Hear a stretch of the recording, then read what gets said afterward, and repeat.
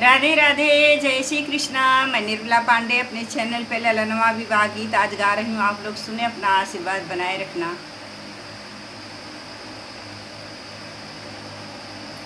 बाबा के महलिया बेटी झारे लंबी के सिया रे, झारे लंबी के सिया रे, झारी छुरी लिहलिनी उठाई रे ललनवा। अरे झारी छुरी लिहलिन उठाई रे ललनवा।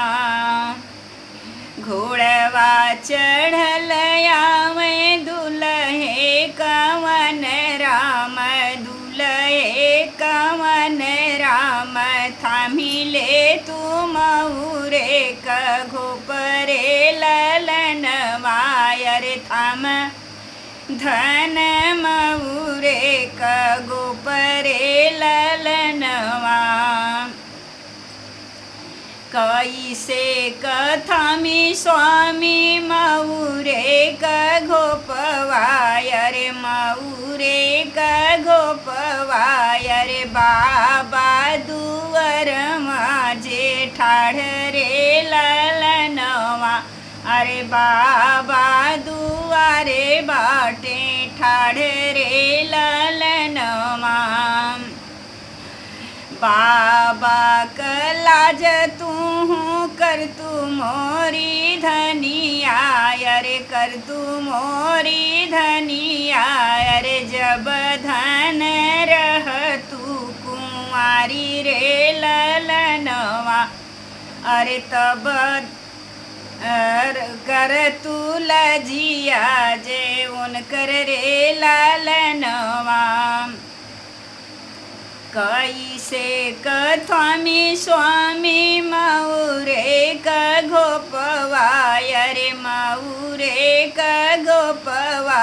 रे चचा मोर दुआर मई जे ठाड़ रे ललनवा। रे चचा मोर दुआरे बाटे ठाड़ रे ललनवा।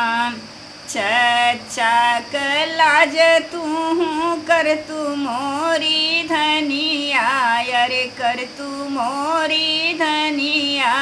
रे जब रह तू बारी कुंवारी रे ललनवा। रे जब रह तू बारी कुंवारी रे ललनवा। कैसे कबचन हम मानी मोरे स्वामी हो, मानी मोरे स्वामी। अरे भैया मोर दुआरे बाटे ठाड़ रे ललनवा। अरे भैया दुआर मई चे ठाड़ रे ललनवा। भैया कलाज तू कर तू मोरी धनिया, रे कर तू मोरी धनिया। रे जब रह तू बारी कुंवारी रे ललनवा। रे जब रह तू बारी कुंवारी रे ललनवा। होत बिहान धन डरिया फनई बई हो, तो है बैठई बई हो। देखी ले बैल जिया तो हारी रे ललनवा। रे देखी ले बैल जिया तो हारी रे ललनवा।